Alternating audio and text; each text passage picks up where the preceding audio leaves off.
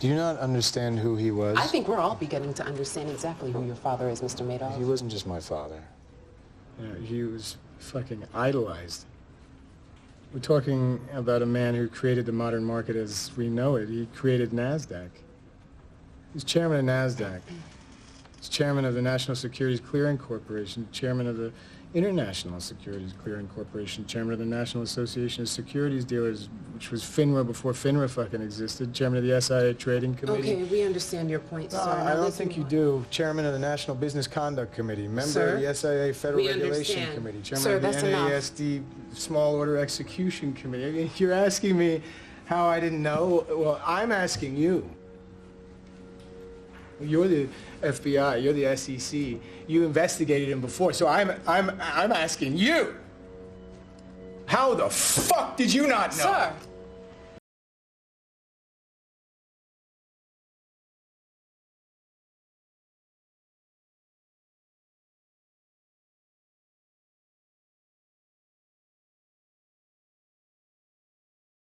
What if collapse is not an accident? What if it never was? The official story is always the same. In good times, people get greedy. They overborrow, they overbuild, they overreach. Confidence turns into mania. Mania turns into waste. Then the bubble bursts, the markets crack, the weak go under, and the textbooks call it a cycle. Boom, bust, expansion, contraction. As if the whole thing were weather, as if it just happened, as if no one had touched it. But that explanation always breaks down at the same point. What actually pops the bubble? What is the trigger? What is the mechanism?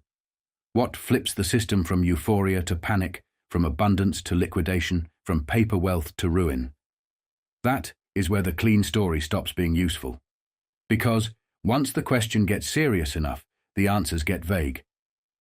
Suddenly, it is psychology. Irrational exuberance, loss of confidence, market sentiment, gravity. The language changes because the real answer is harder to say. Financial collapse does not have to be natural. It can be arranged. It can be timed. It can be engineered by men who understand liquidity, leverage, debt, and fear better than the public ever will. That is the darker possibility. And once that possibility enters the room, the whole system looks different. A bank is supposed to be a safe place, a vault, a steward. You put money in, it protects it, it lends carefully, it supports the economy. That is the children's version. The real version is stranger. Money goes in, money goes out, and somehow the system grows larger than the cash that was ever physically there. Credit multiplies, debt multiplies, claims multiply. Paper wealth expands on top of itself until the structure becomes less a storehouse than a machine of belief. A machine that only works as long as enough people keep believing. That is the first thing to understand. Money is not just currency. It is coordination. It is organized belief. It tells millions of people what is valuable, what is urgent, what is possible, what is real. It directs labor. It directs ambition. It directs whole nations toward one future and away from another. That is why finance matters so much. Not because it merely counts wealth, but because it tells civilization where to move. And the men who control that signaling mechanism do not just influence the economy. They influence reality itself. That is where central banking comes in, not as a technical footnote, as command structure. Interest rates are presented to the public as neutral tools, a way to cool inflation or stimulate growth, a way to encourage consumers to borrow or save. But underneath that public explanation sits another function entirely. Rates are signals to the banking system itself. Lend, tighten, expand, retract. Flood the market with liquidity. Dry it up. Turn the wheel slowly, then turn it hard. Once that is understood, the economy stops looking like a spontaneous organism and starts looking like a managed environment. and managed environments can be broken on purpose. That is the real fear. Because if money is belief, and credit is organized belief, and central banking coordinates that belief across thousands of institutions, then collapse is not just failure. Collapse can become policy. It can become correction, punishment, consolidation, reset, a way of destroying one class of owners and replacing them with another, a way of vaporizing weak hands and concentrating real assets upward, a way of making the public pay for errors it never had the power to commit on the scale that actually mattered. That is why every major collapse produces the same bitter pattern. In the boom, profits are private. In the bust, losses become public. The gains are pocketed at the top. The wreckage is socialized downward. Workers lose jobs. Families lose homes. Taxpayers absorb rescue packages. Small owners are wiped out. Large institutions re-emerge larger than before. The language changes, the acronyms change, the men at the podium change, but the structure remains. Gains are privatized. Losses are nationalized. That is not a glitch in the system. That is one of its deepest design features. And once that design is understood, history begins to reorganize itself. Look back to 1688. The Glorious Revolution is usually taught as constitutional transition, dynastic settlement, a rearrangement of crown and parliament. But beneath that was something larger, the marriage of political force and financial architecture. Dutch wealth and English power fused. Then came the Bank of England in 1694. That was the real turn. A private institution, backed by state power, now able to issue credit on a national scale and finance war through the future revenues of the country itself. That changed everything. Before that, lending to kings was dangerous. A king could die. A king could default. A king could lose a war and disappear. But lending against the state was different. The nation endured. Taxation endured. Parliament endured. The debt survived the man. That made war safer for financiers and more permanent for the public. From that point on, debt and empire could grow together. War was no longer just a clash of armies. It became an engine of yield. That system rewarded activity. And the most profitable activity of all was conflict. Naval expansion, colonial conquest, commercial monopoly, great power rivalry, India, the spice trade, the long war with France, the struggle with Russia in Central Asia, China. The map of empire was also the map of financed motion. Capital needed expansion. Expansion needed force. Force needed credit. Credit needed institutional legitimacy. All of it locked together. Then came the cultural side of the project. Because a financial order cannot survive on coercion alone. It has to moralize itself. It has to teach the public that its assumptions are natural. Property becomes sacred. Material success becomes virtue. Skepticism dissolves transcendence. Utility replaces truth. Pleasure replaces meaning. Desire becomes liberty. Consumption becomes identity. Money stops being a tool and becomes the center of the moral universe. That was the real revolution. Once money becomes God, every institution starts bending toward it. And when that system looked across the Atlantic, it saw the next great host. America had been born in rebellion against British power, but capital has always been more patient than flags. It did not need to reconquer the United States militarily. It only needed to penetrate its industries, its banking structure, its railways, its oil, its steel, its communications, and eventually its political command center. That was the age of the giant intermediaries. Rockefeller, Morgan, Carnegie, Vanderbilt, titans on the surface, mechanisms underneath. Great accumulators of industry, yes, but also builders of a new American structure that increasingly resembled the older British model.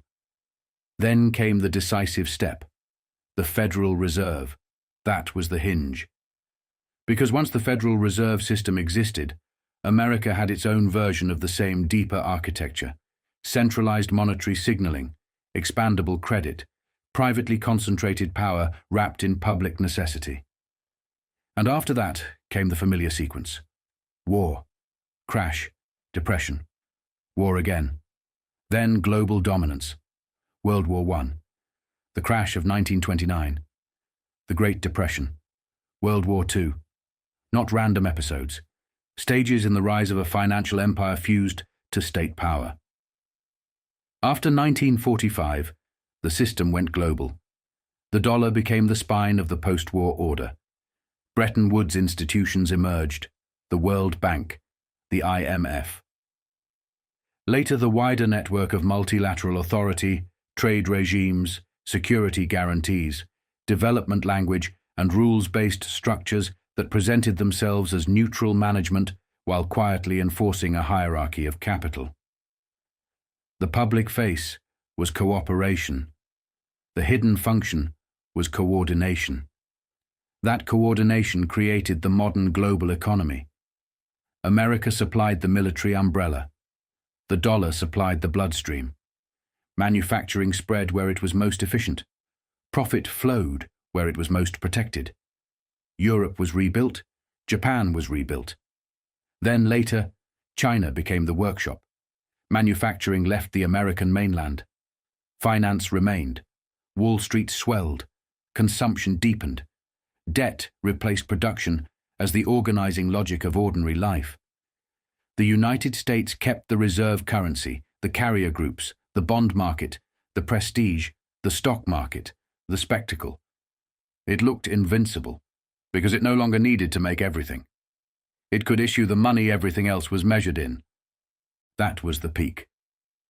And peaks are dangerous places, because they make systems arrogant. By the time the unipolar moment matured, the American economy had become something different from the one that had built steel, ships, and mass industry at home.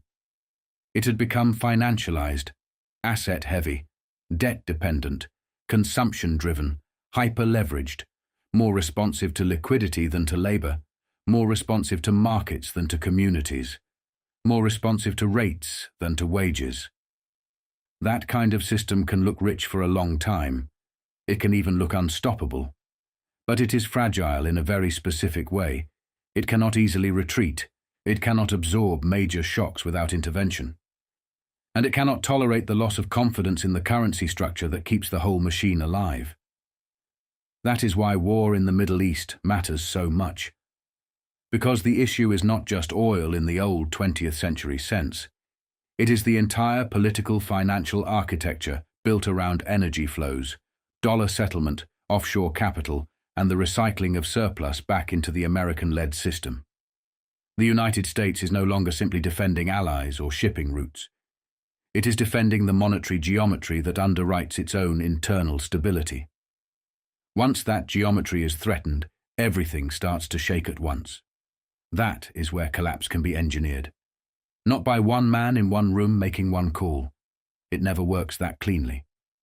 Systems of this size are moved by signal, pressure, coordination, fear, and timing. Tighten liquidity at the wrong moment. Fracture energy flows. Break supply chains. Force military overextension. Create a flight out of confidence assets. Raise borrowing costs.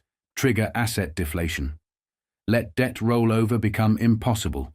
Let real yields crush speculative positions. Let insolvency move faster than bailout capacity. Then watch the public call it natural. It will never be described that way in real time. In real time, it will be called volatility, adjustment, necessary discipline, temporary pain, market repricing, strategic transition. But the result is the same. Wealth implodes downward and reappears upward. Political legitimacy falls. Social trust collapses. The middle is hollowed out. The public grows angrier, poorer, and more confused. And all the while the architecture survives because the architecture was never built to protect the public first. It was built to preserve command. That is why financial collapse is so terrifying. Not because it destroys everything, but because it can destroy selectively. It can remove whole layers of society while preserving the men who understand the machinery best. And that is how the American economy can break because of war without a single bomb falling on Wall Street. The break does not need to come through invasion. It comes through overstretch, through debt, through energy shock, through monetary tightening, through military commitment without strategic exit, through loss of foreign confidence, through the cracking of the assumptions that made financialization seem eternal. Once those assumptions go, the whole edifice begins to wobble, and when it wobbles, men in power will not describe what is happening honestly. They will say the bubble got ahead of itself. They will say risk was mispriced. They will say confidence faded. They will say markets are correct. They will say no one could have seen it coming. But that is how the story is always told after the fact. The deeper story is harder. Empires expand. Finance follows. Credit multiplies. War becomes yield.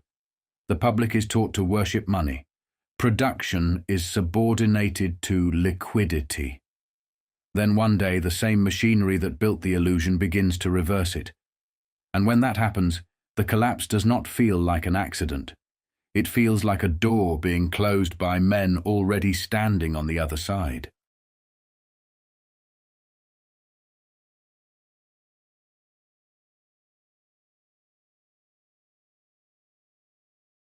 Power does not disappear. It moves. Charles I never understood that. He believed the crown was the source of authority, not a symbol, not a position, the source. He believed that what he wore on his head defined what he was, that God had placed him above other men, and that no earthly force had the right to pull him down. That belief shaped everything. When he faced Parliament, he was not negotiating. He was defending something sacred. When he faced Oliver Cromwell, he was not dealing with a rival. He was confronting what he saw as disorder, men stepping outside the structure God had built. But by the time Cromwell rose, the structure had already changed. Power had started to shift away from the throne. It had moved into the hands of men who could raise money, build armies, organize support, and act without waiting for royal approval. Parliament was no longer just an institution. It was a mechanism. Behind it stood networks, interests, financiers, factions, men who did not need a crown to exercise control. Cromwell was the face of it. He was not the origin. Charles stood on the old idea of power until the end. He refused to bend, refused to negotiate on terms that reduced him, refused to accept that the authority he believed was absolute had already been diluted. That is why he lost.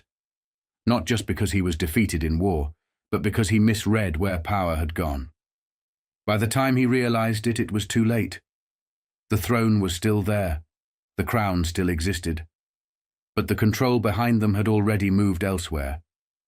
When he died, the message was clear. A king could be removed. Authority could be reassigned. Power did not belong to the man in front. It belonged to the structure behind him. 3 centuries later, the image looked different. The structure did not. John Kennedy came into office at a moment when the presidency appeared to be at its height.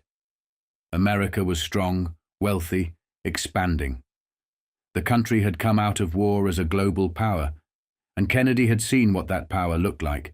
He had seen Harry Truman use it. 2 decisions, 2 bombs. An entire world reshaped. From the outside, it looked absolute. The president as final authority. The man at the top making decisions that no one else could overrule.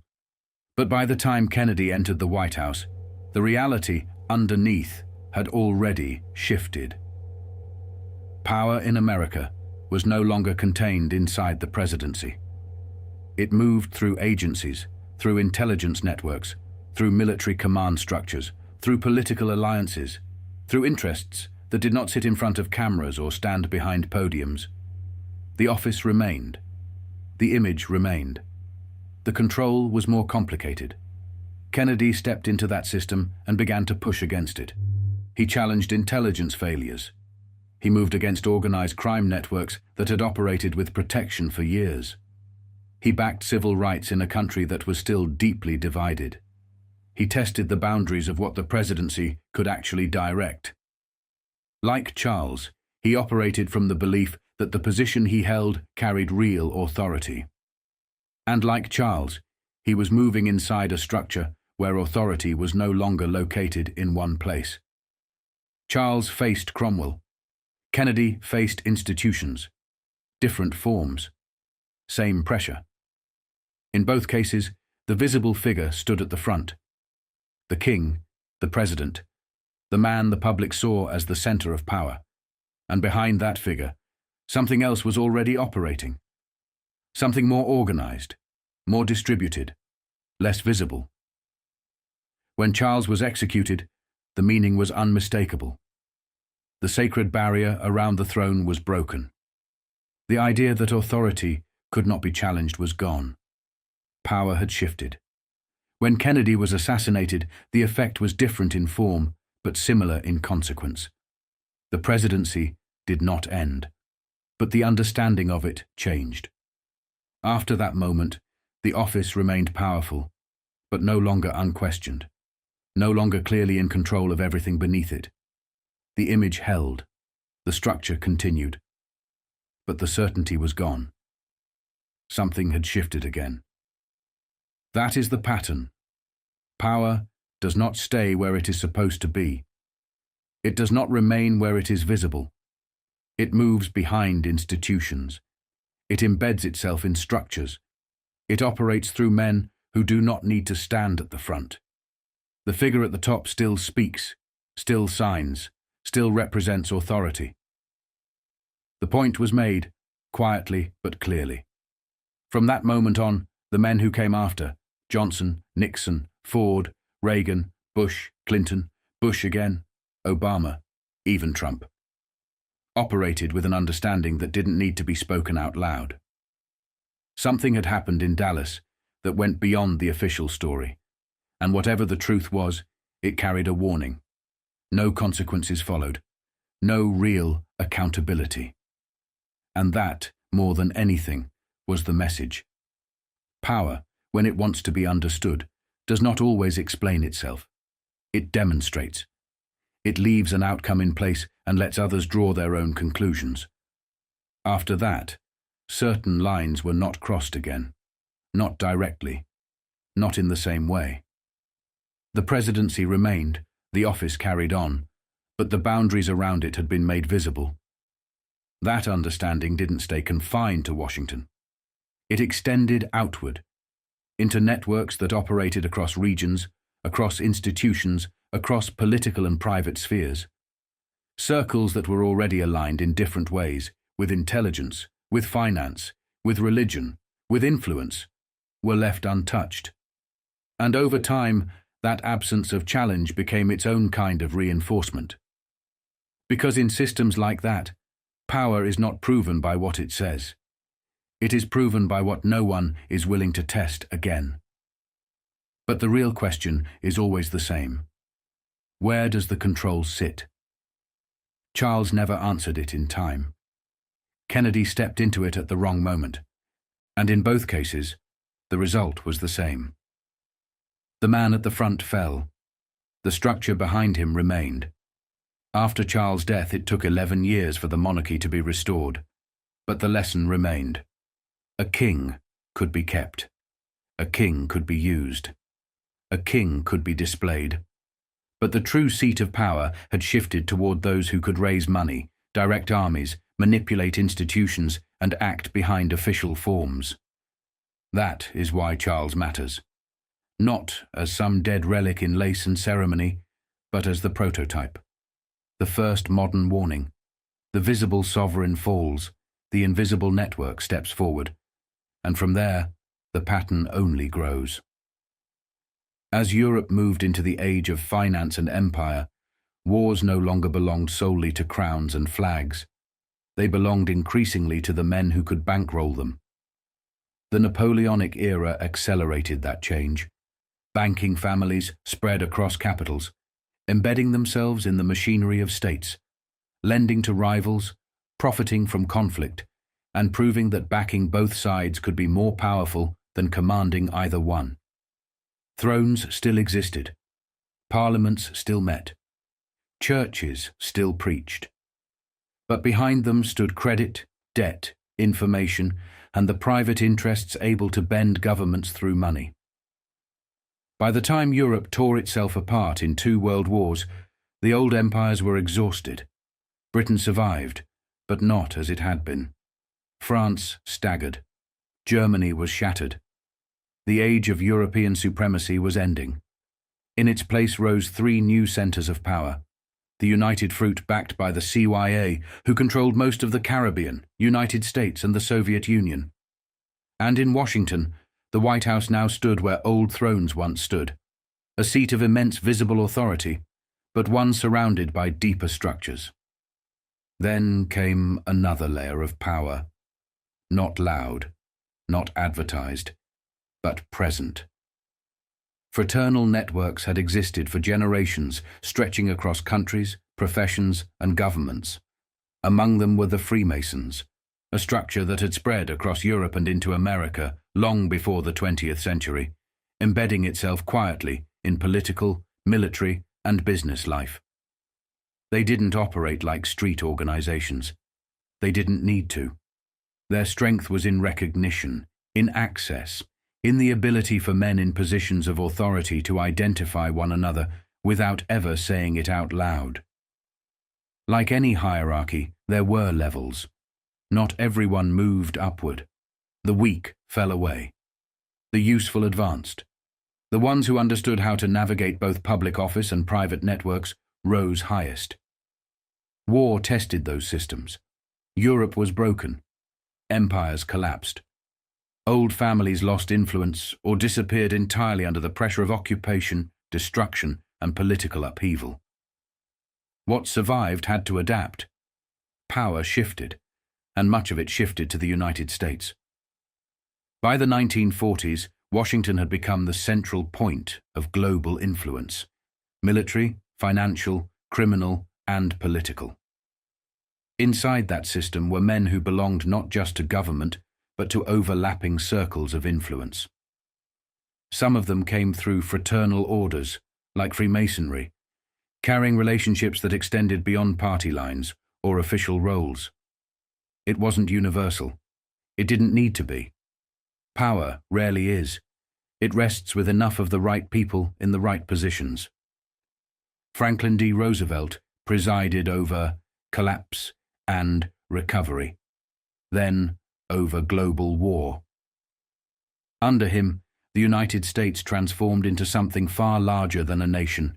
It became a system capable of projecting power across the world. When he was gone, the transition looked smooth. Harry S. Truman stepped in, a 33rd degree Freemason and the 33rd President of the United States. A man shaped inside that older framework of fraternal order and hierarchy, now sitting at the head of a modern machine, unlike anything that had come before. And in August 1945, that machine revealed itself. 2 bombs, Hiroshima, Nagasaki, not crowns, not scepters, not divine right. Nuclear fire. In an instant, the world understood something new. Power was no longer measured by armies alone, or by how long a war could be sustained. It could now be delivered immediately, absolutely, with a single decision. What had once been imagined as the power of God, the ability to erase cities, was now exercised by men operating through systems they did not fully create, but had learned to command. Truman gave the order, but the structure behind him made it possible. Then came Eisenhower, another Freemason, a general who understood the machinery from the inside. Not just war, but how war was built, through industry, intelligence, logistics, and political alignment. By the time he entered the presidency, the system was no longer forming. It was established. Government, military, industry, connected. Then Nixon. A different kind of operator, political, strategic. A man who moved through the system rather than above it. By his time, the separation between public authority and deeper institutional power had become harder to define. What appeared on the surface, elections, speeches, policy, was only part of the structure. The rest operated quietly, behind it. Then the Cold War state. The presidency looked imperial, but the deeper question remained, the same one first posed in 17th century England. Who truly rules? The elected man in front of the cameras, or the interests behind him? The office holder, or the network? This is when John Kennedy and Robert Kennedy enter the story. Kennedy came into power as a populist Democrat from a family woven into the power struggles of the Roosevelt era. But he carried something dangerous into the White House. The idea that the presidency might act independently of the machine closing around it. He stepped into office at the height of American global power, when the United States had inherited the reach once held by European empires. But inherited empires come with inherited enemies, inherited systems, and inherited guardians. What Kennedy represented was not just a change in administration, it was the possibility that the visible sovereign might stop obeying the invisible order. And history had already shown what happens when that line is crossed. To kill a king is to send a message. It was true outside the banqueting house in 1649, when Charles I lost his head and England learned that sacred power could be broken by organised force. It was true when finance rose behind parliaments and monarchs, turning public institutions into instruments for private power. It was true when the 20th century replaced crowns with presidents and divine terror with nuclear terror.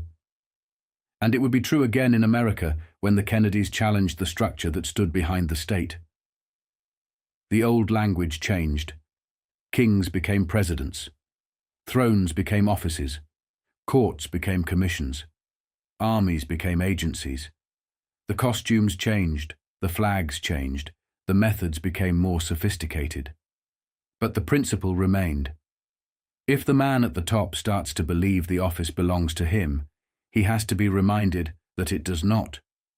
And sometimes the reminder is public. Sometimes it is permanent. Sometimes, as history has shown from Whitehall to Washington, the system preserves itself by making an example out of the man who thought he really ruled.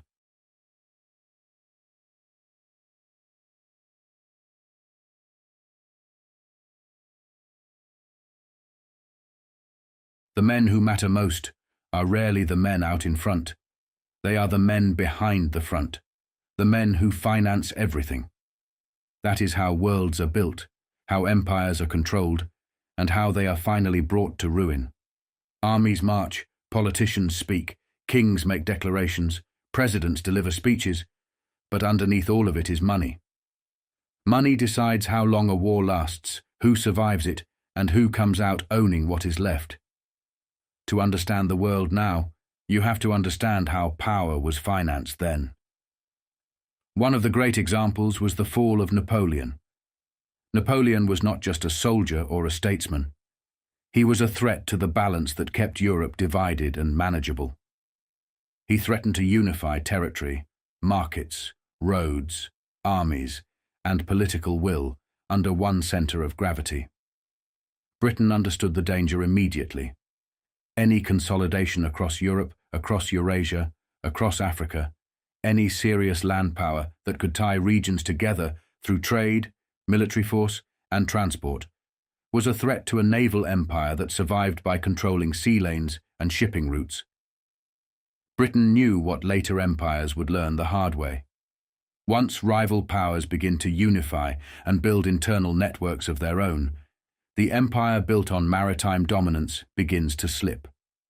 That is where finance comes in. The Rothschild family became one of the great names at the center of that story. A dynasty out of Germany, spread across Europe, operating through brothers placed in the key capitals. Nathan stood above the rest, the brother whose judgment carried weight, whose predictions the others respected, whose understanding of state vulnerability gave him leverage. He saw what could break and what could be preserved. He believed Britain, protected by the sea and by a well-financed navy, had the best chance of staying on top while the rest of Europe tore itself apart. Napoleon was the obstacle. He threatened the whole arrangement. So the real power did not lie only with the men fighting the battles. It lay with the men funding both the resistance and the challenge. One brother came back to Britain, another tied to Napoleon. That was the definition of power. Not choosing a side out of loyalty, but controlling the scale of the conflict itself. Controlling how far the war went. Controlling who could keep going and who could not. The fighters shed the blood. The financiers measured the outcome. Britain, like every empire, had its hypocrisies. It used minorities when useful and blamed them when the weather changed. The same establishment that could benefit from men of finance could also despise them socially, culturally, privately. That contradiction never really went away.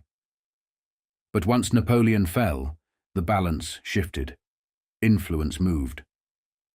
Old aristocracies remained in place, but deeper currents were already beginning to run beneath them. Public authority stayed where it was. Real leverage moved quietly behind it. That pattern did not die with Europe. It crossed the Atlantic. By the 1930s, the world was heading toward fascism, depression, and another global realignment. The British model of imperial management, using proxies, private muscle, unofficial actors, and economic pressure, had its American counterpart. Where older empires had used privateers and pirates to weaken colonial rivals, the new American order had its own irregulars. The mafia became one of them, a shadow instrument inside a rising empire, useful in labor wars, useful in ports, useful in politics, useful in intelligence, useful anywhere deniability mattered. And inside that world, new financiers emerged. They did not just finance gambling. They financed systems, prostitution, Hollywood, unions, entertainment, street crews, bookmakers, politicians, judges, cops, fixers, bagmen. They were not all Italian. Some of the most important were Jewish gangsters who came up in the same cities, the same neighborhoods, the same rackets, alongside the Italians, and in many cases before them. Men who understood numbers, odds, risk, leverage, and human weakness. Men who could bankroll criminal enterprises the way older dynasties had bankrolled states. And at the center of that shift, one name stands out first: Arnold Rothstein.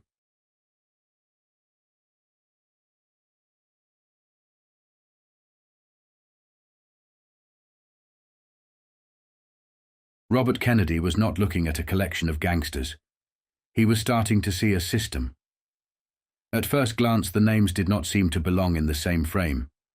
Arnold Rothstein belonged to an older New York, the tailored gambling world, the world of racetracks, hotel rooms, fixers, bought ball players, and lawyers who could make trouble soften at just the right moment. Gurra Shapiro and Lepke Buchalter belonged to the brutal factory districts and union corridors of Brownsville and the garment trade, where tribute was extracted with pipes, bombs, and fear. Jake Guzik belonged to Chicago, to Capone's outfit, to the committee rooms, convention floors, and legislative back channels where envelopes mattered more than bullets. Mo Dalitz belonged to the desert, to the next phase, where syndicate money no longer just corrupted the city, but built one. But once Kennedy started looking closely, the pattern was impossible to miss. These were not isolated careers. They were stages in the making of an American underworld that had learned how to evolve. Street by street, union by union, city by city, election by election. Rothstein taught it how to think. Lepke and Gurra taught it how to extract. Guzik taught it how to infiltrate. Dalitz taught it how to institutionalize. Rothstein was where the scale changed. Before him, too much of organized crime was still local, loud, and short-sighted. Hijackers, stick-up men, neighborhood toughs, men who took what they could reach. Rothstein saw further than that. He understood that the future was not in being the man with the gun, but the man financing the gun, insulating the gun, and making sure somebody else took the fall when the gun went off. He looked less like a gangster than a banker, and that was exactly the point. Calm, controlled, polished, never hurried, never loud. The younger men around him noticed. Luciano noticed. Lansky noticed. Costello noticed. They watched him the way apprentices watch a master. He taught them that power was no longer just muscle or nerve. It was structure. It was finance. It was corruption arranged in layers. It was modern. That lesson mattered because it changed what came next. The underworld stopped thinking of itself as a series of crews and began thinking in terms of systems. The Black Sox scandal was one of the first big public glimpses of that world. Not because every detail could be pinned to Rothstein beyond argument, but because his shadow was there, where the money was largest and the risk was highest. The fix itself was one thing. Surviving the fix after it broke open was the real art. Men talked, panicked, disappeared, changed stories, lost records, lifted grand jury material, hired lawyers, found political cover. Rothstein stayed near the center without letting the full weight land on him. That was the lesson the next generation took from him. Not just how to corrupt, but how to survive corruption once the public saw the edges of it. Kennedy would have understood what that meant. Rothstein was not simply a gambler or a fixer from another era. He was the first real architect of organized crime as a governing idea.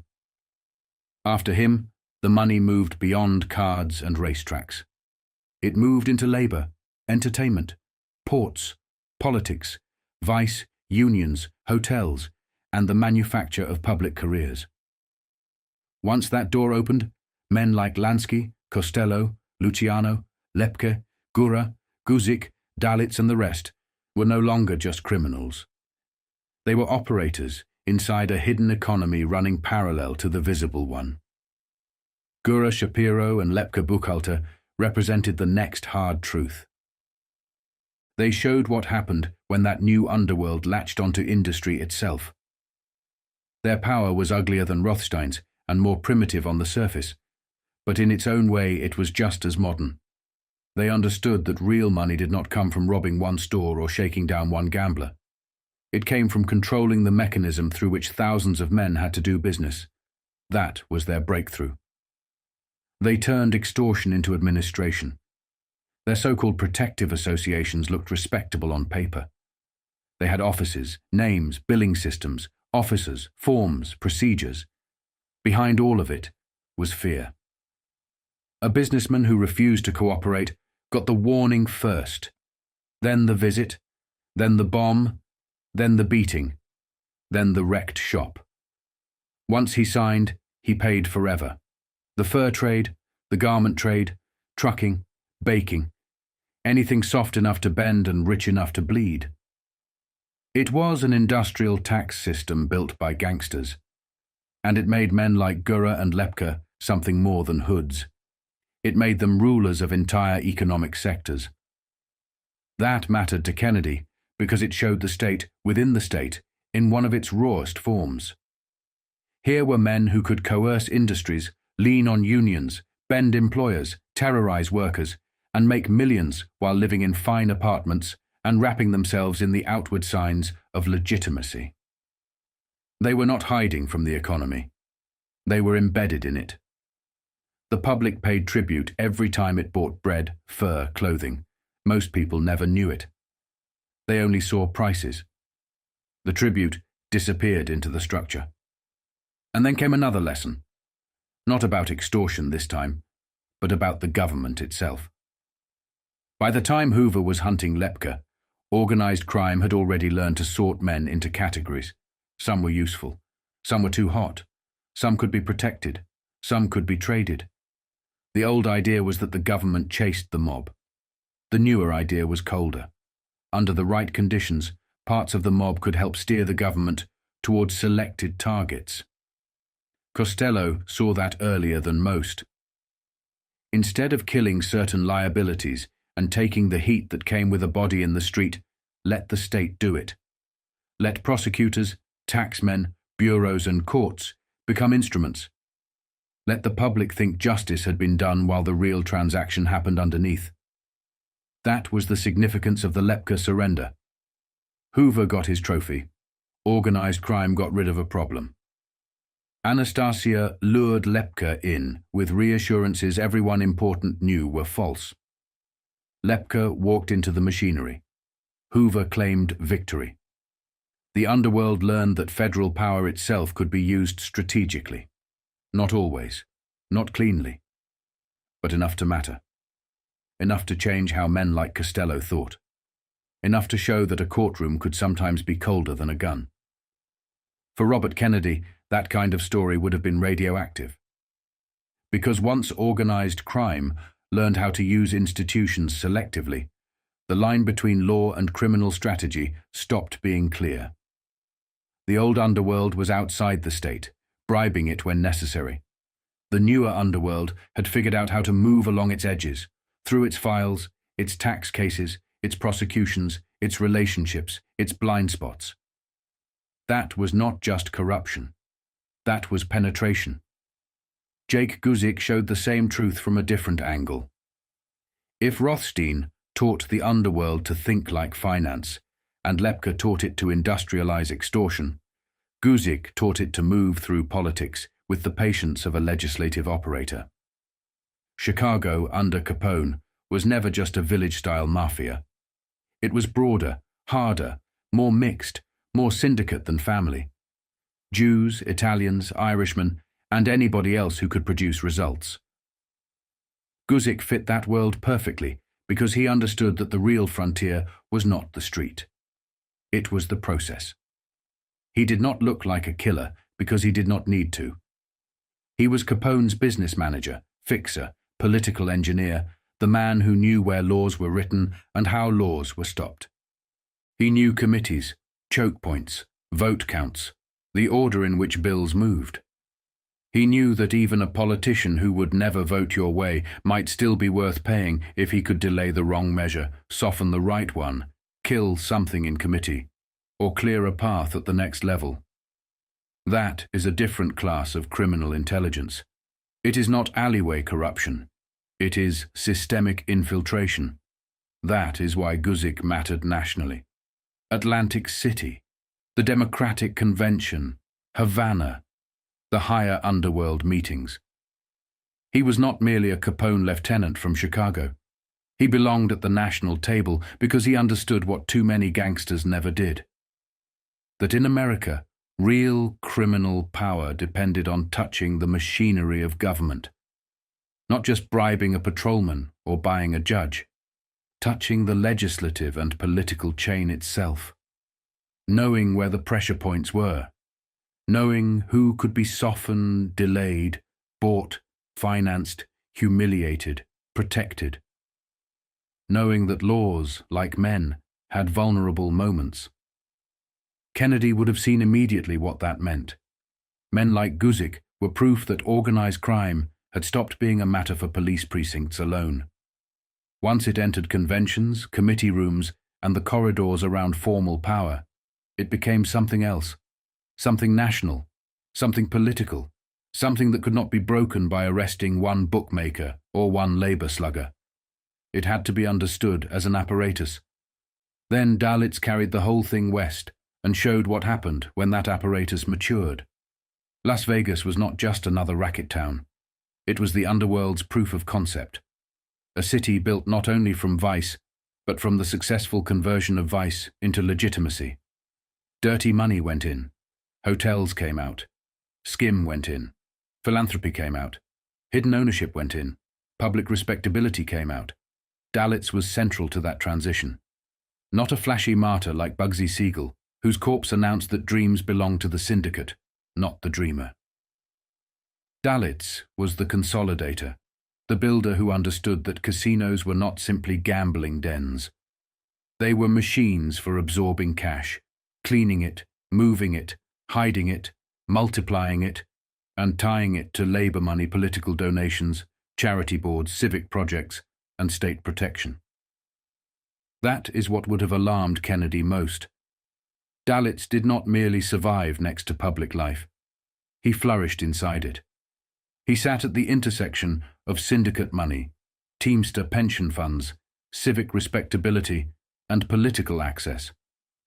He was treated by federal investigators as a central front for hidden mafia interests in Nevada.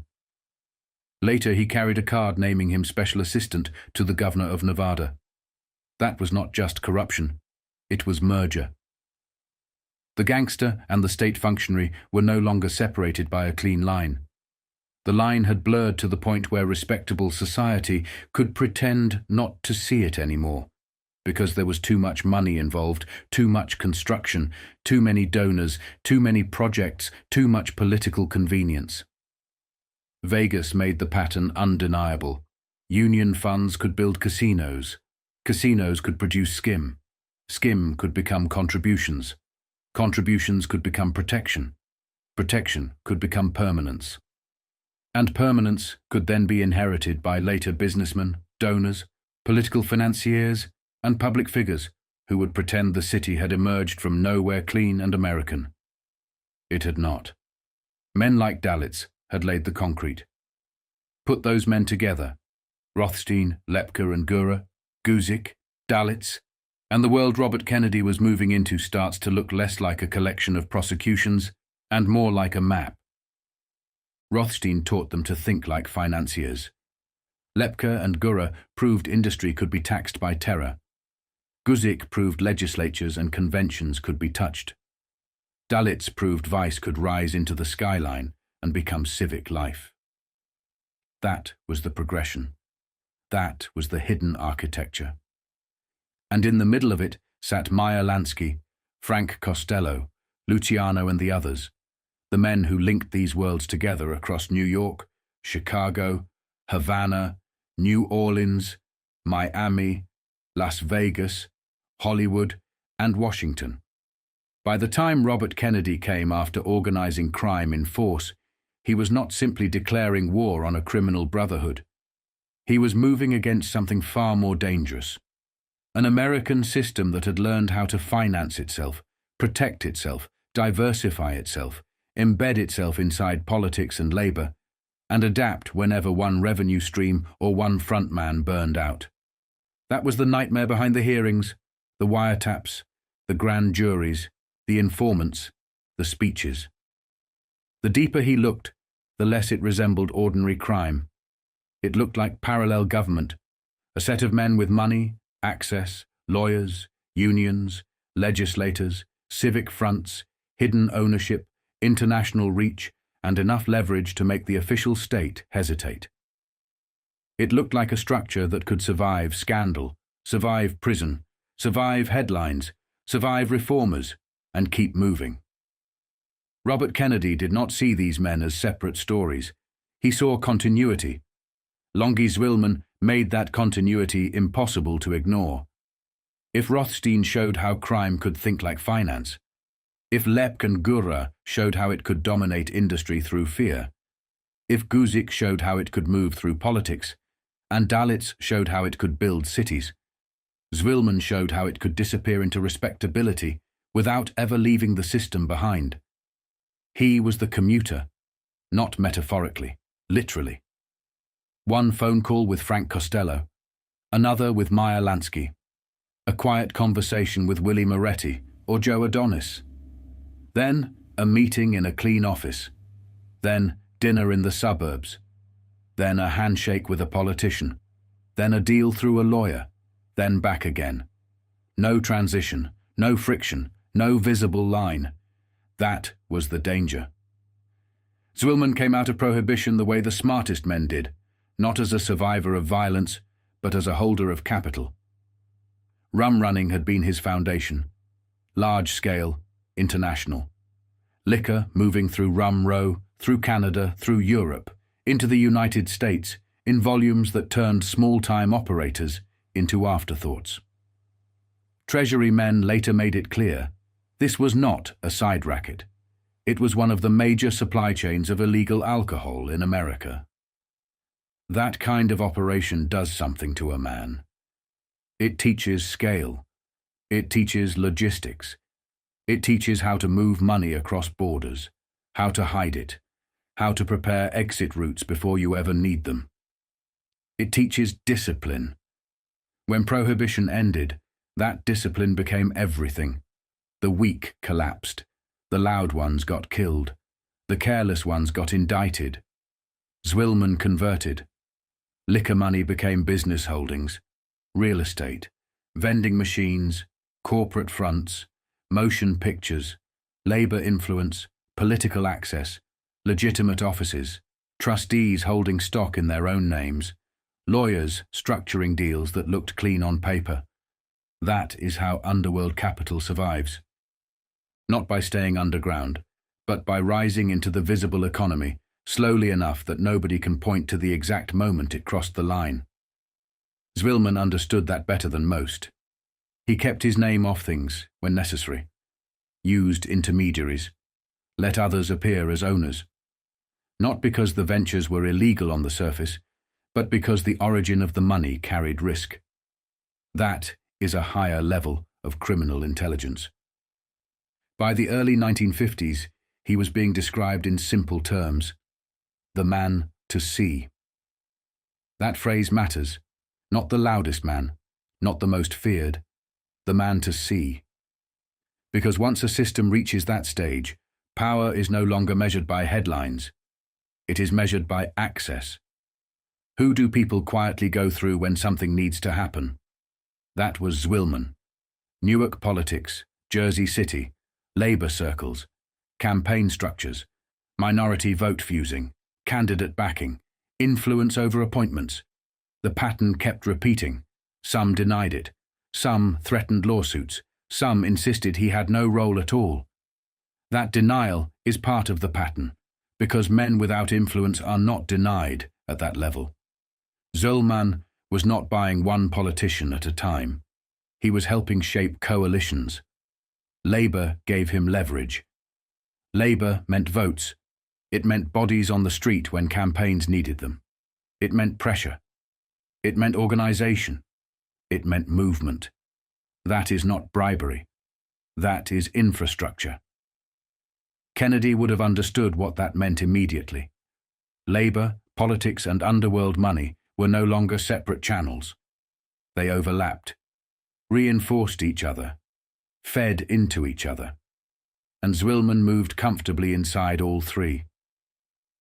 That is where the phrase "state within a state" starts to become real. Because when a man can operate inside criminal networks, influence labor, shape political outcomes, invest in legitimate business, and maintain the appearance of a suburban gentleman at the same time, he is not outside the system. He is inside it twice. That is the breakthrough. Zwilman was not trying to overthrow the American system. He was integrating into it. Quietly, profitably, permanently. And that is what made him more dangerous than men like Siegel. Siegel was visible, emotional, unstable. He thought the dream was his. Zwilman never made that mistake. He understood the system was bigger than any one man.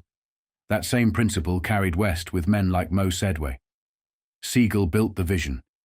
Sedway inherited the machine. The killing in Beverly Hills proved it, not because of the violence, but because of what happened after. Within minutes, control shifted. The Flamingo did not close. The money did not stop. Operations continued. Sedway and Greenbaum took over without hesitation. That is not chaos. That is structure. And structure is what Robert Kennedy was starting to recognize everywhere he looked. Sedway represented the next phase, the administrator, the consolidator, the man who removes instability and replaces it with discipline. No theatrics, no ego, just control. Under him and men like Gus Greenbaum, Vegas stopped being a gamble and became a system. Dealers corrected in backrooms. Cheaters removed. High rollers treated like royalty. numbers tightened, books aligned, profit stabilized. That is how criminal enterprises become industries. And once that happened, the expansion followed. Casino after casino. The Strip rising out of nothing, not as a miracle, but as a coordinated investment strategy. Money moved in. Buildings went up. Revenue flowed. Skim followed. Political relationships deepened.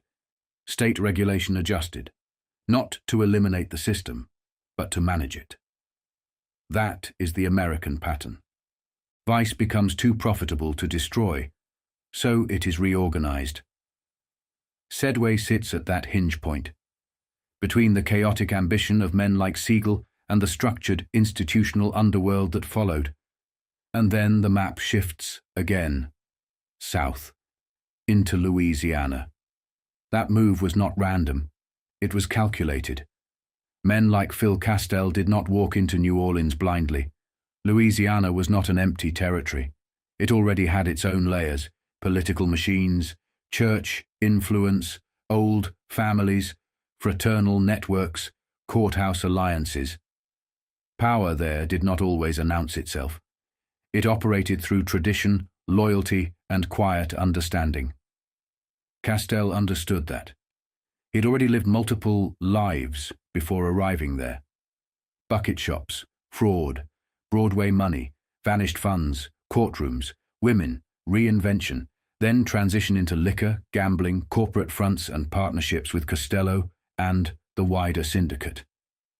He learned presentation. That was his weapon. He did not force his way into Louisiana.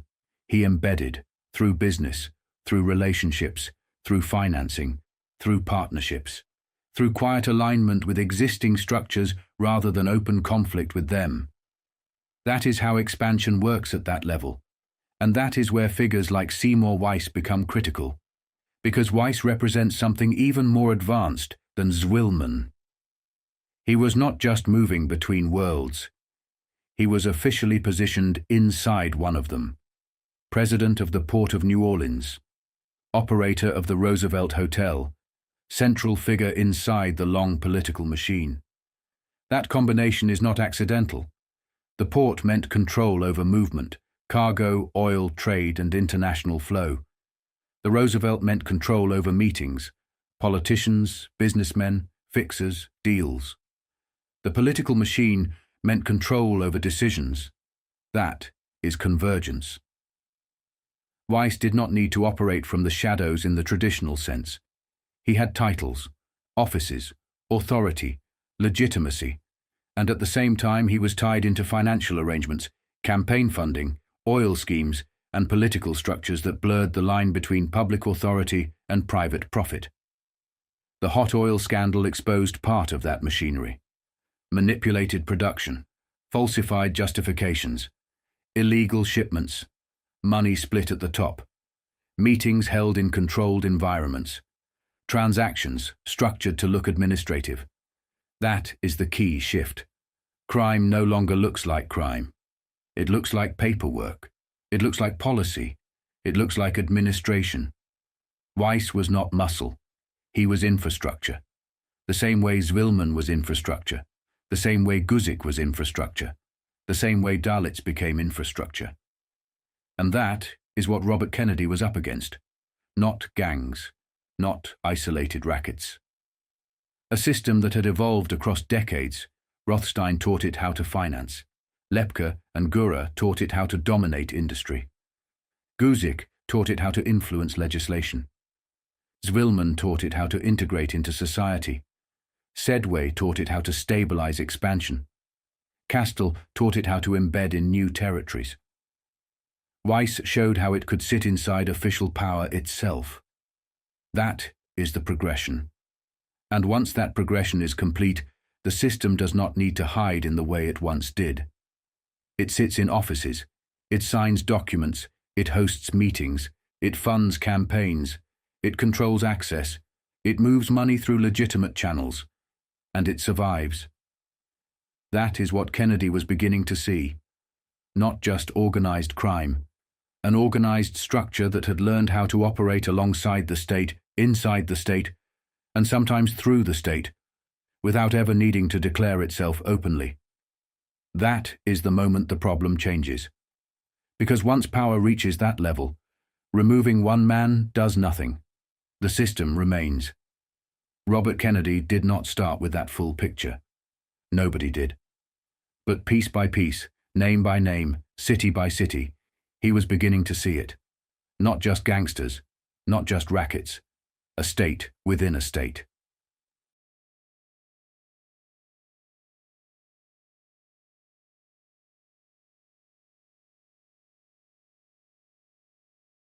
One of the reasons the Italian mafia became more than a criminal organization, why it became historic, why it embedded itself into American life, was culture. Not just murder, gambling, labor racketeering, or political corruption. Culture. The ability to step out of the backroom and into the spotlight. To move from the social clubs and gambling parlors into music, film, politics, charity, television, and national mythology. That is where Frank Sinatra comes in. Sinatra did not just sing songs. He changed the way organized crime entered respectable society. Men like Sinatra, Dean Martin, and others gave the underworld something it had never fully possessed before. Glamour without fingerprints. They could walk into a room where politicians, financiers, studio heads, judges, bishops, diplomats, even royalty gathered, and suddenly the old street stigma started to dissolve.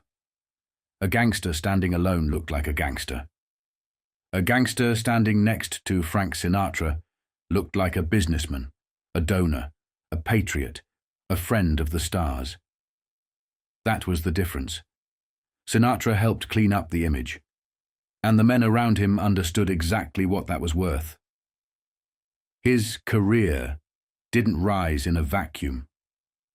From early on, Sinatra was supported by a web of figures tied to organized crime, Jewish entrepreneurs, political operators, and Italian underworld heavyweights who saw what he could become.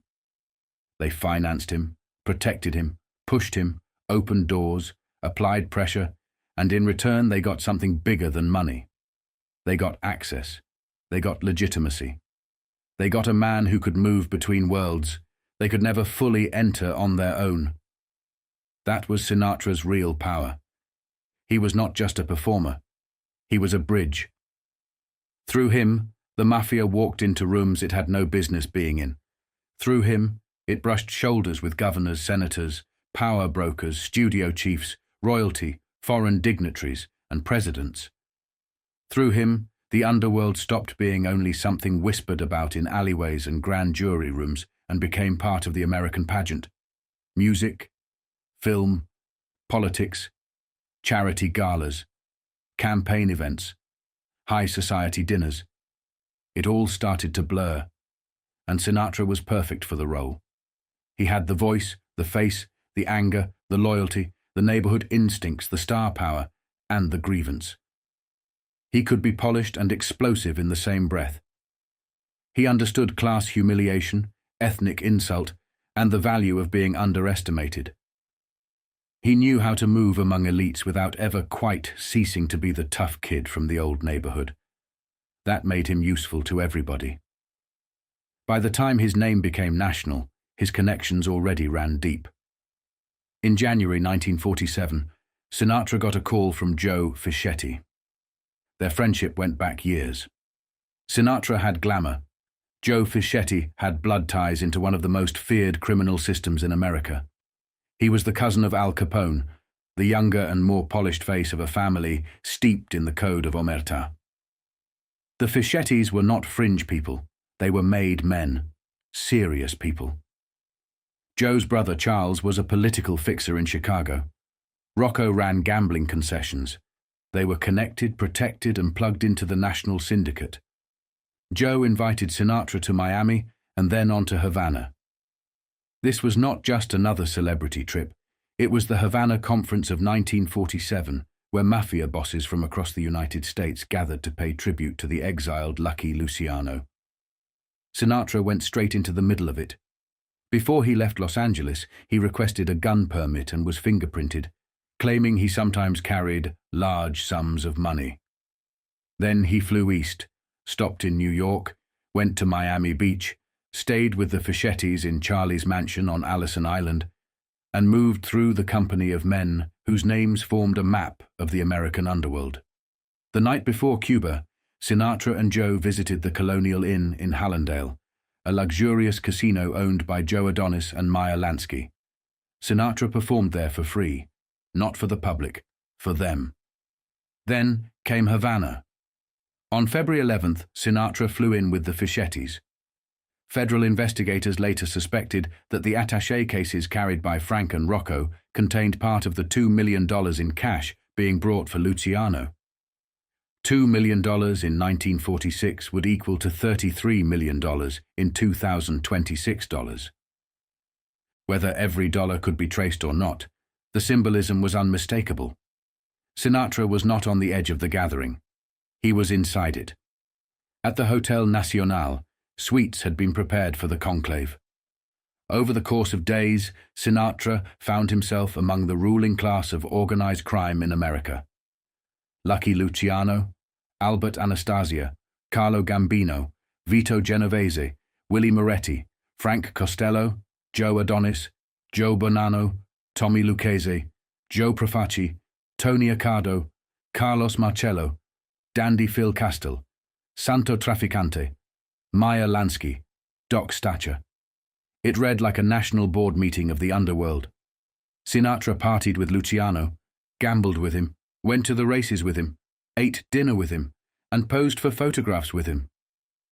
Stacher later recalled that the Italians were proud of Sinatra, that they believed they had spent serious money supporting him since the Tommy Dorsey days, and that Luciano himself was fond of his singing. That is the key point. Sinatra was not simply tolerated around them. He was presented as one of their great cultural investments. He was proof that the money had worked. Because the meeting in Havana was about more than music, more than nightlife, more than the presence of a celebrity crooner. It was about allegiance, tribute, and hierarchy. Luciano, deported but still treated as a leader, sat at the center while envelopes of cash came in. Men flew from all over to pay respect. Sinatra's presence added something no gangster could buy on his own: glamour, publicity, and a sense that the underworld and the entertainment world were now fully overlapping. Then it blew up. A few days later, columnist Robert Ruark exposed Luciano's presence in Havana and denounced Sinatra for consorting with a deported mob boss. The effect was immediate. The United States cut off narcotics shipments to Cuba. Harry Anslinger, the federal narcotics commissioner, made clear the pressure would continue as long as Luciano remained there. Cuban authorities moved. Luciano was arrested, thrown into a prison camp, and sent back to Italy. Sinatra suddenly had a national scandal on his hands. He denied everything in the usual way, said it was a vicious lie, said he shook the hand of a man when introduced without first investigating his past. It was the kind of line stars use when they are caught too close to power they were never supposed to acknowledge. But the damage was done. America had seen him standing near the men who ran the rackets. And yet, that was only part of the story. What made Sinatra so important was not that he knew gangsters. A lot of people knew gangsters. It was that he made those relationships survivable in public. He took a hit and kept moving. He absorbed scandal and remained bankable. He was the rare man who could be linked to mob royalty, battered in the press, and still emerge with the machinery of celebrity intact. That kind of resilience made him even more valuable. He could take the underworld into the mainstream and survive the trip. The episode with columnist Lee Mortimer showed the other side of Sinatra, the volatility, the ferocity, the neighborhood reflexes that made him useful to dangerous men, and dangerous to men who crossed him. Mortimer had blasted Sinatra for his mob associations, calling out his fans, mocking his behavior, and hitting him where stars are always weakest: image. Sinatra took it personally. Every column set him off. He stewed over them, threatened retaliation. Then in April 1947, at Ciro's in Hollywood, the whole thing finally detonated. Sinatra spotted Mortimer leaving with singer Kay Kino. He rose from his table, followed him to the front, and, with several men around him, confronted the columnist. Mortimer was small. Sinatra was angry. He struck him, knocked him down, and kept swinging while others pinned Mortimer in place. Sinatra screamed that he would kill him the next time he saw him. Afterwards, he tried to rationalize it the way men from tough neighborhoods often do. He saw red. He was raised to fight. He had been pushed too far. But then came the cleanup. At 3 a.m, his press agent Jack Keller understood exactly what had to be done. Not the truth. A version. A version the papers could live with. Keller handed Sinatra the line. Say Mortimer used an ethnic slur. Say he called you a little dago bastard. Make it about insult, not ego. Make it about nationality. Make it about honor. Suddenly the fight looked different. The press could accept an ethnic insult as provocation. The public could understand it. Sinatra seized the script and started calling reporters himself. It was a lesson in how image was managed in that world. Violence happened. Then lawyers, fixers and publicists cleaned it up. Mortimer denied the slur. He filed charges. He sued. Then came anonymous threats telling him to get out of town and drop the case. Sinatra wound up represented by the same legal circles that had defended Bugsy Siegel. Money moved. Pressure moved. Settlement came. He paid Mortimer $9,000 to make it go away. Another scandal survived. That mattered because Sinatra's value was not just as a singer. It was as a durable public asset.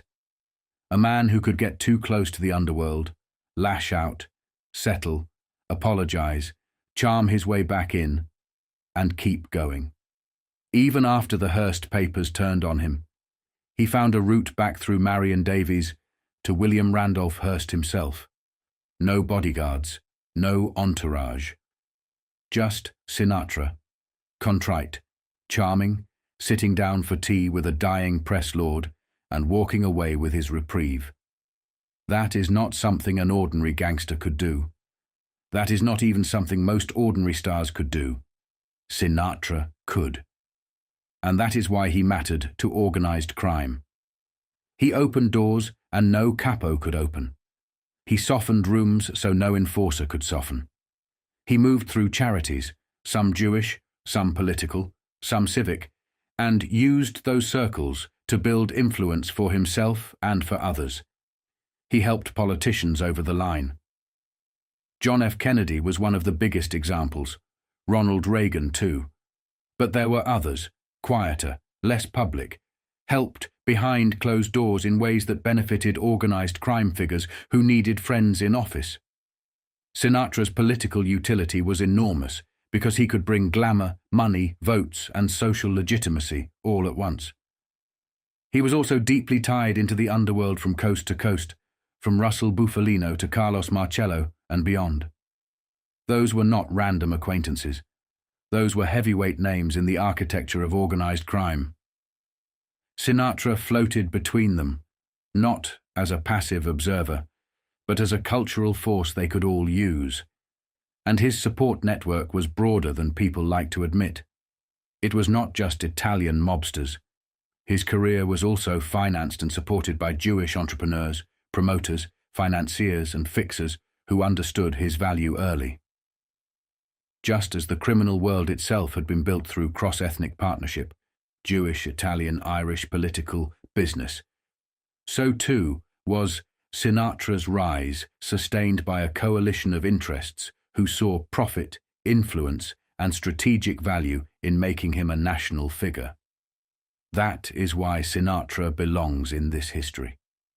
Because he shows how organized crime moved out of the shadows without ever really leaving them. The old gangster could control a street. Sinatra helped them control a mood, an image, a campaign, a social circle, a newspaper cycle, a gala room, a fundraiser. He helped convert underworld money into mainstream influence and then wrap it in tuxedos, applause, charity, and song. He did not make the mafia respectable. He made it presentable. And in America, sometimes that is even more powerful.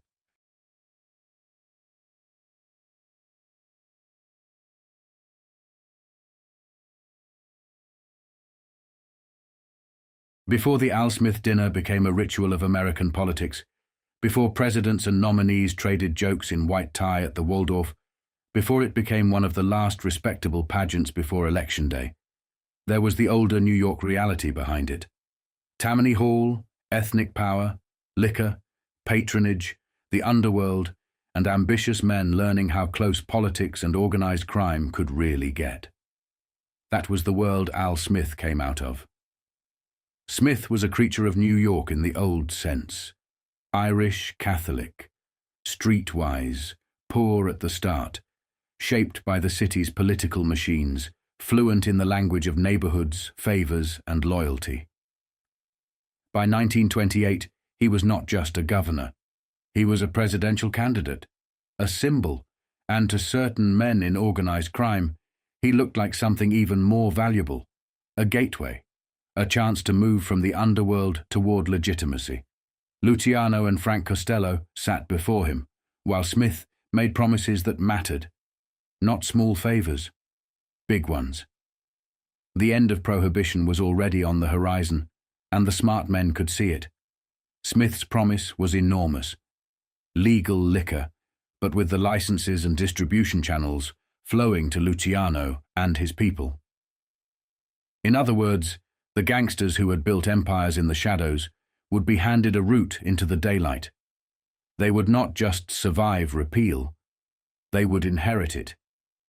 That was the kind of deal men like Luciano and Costello never forgot. Arnold Rothstein, too, was part of the larger pro-Smith world, another reason this moment matters. The old financier, the machine politician, the future syndicate leadership. They all touched the same field. Smith's campaign was not merely about one election. It was about who would be positioned when Prohibition died and the next American money system came alive. Then Smith lost. Publicly, the explanations came fast. Too urban, too Catholic, too tied to New York, too ethnic for parts of the country. Many believed his Irish Catholic identity hurt him badly, especially the fear among Protestant America that a Catholic president might take orders from Rome. That anxiety would return in 1960 when John F. Kennedy ran, because some currents in American politics do not disappear. They only change clothing.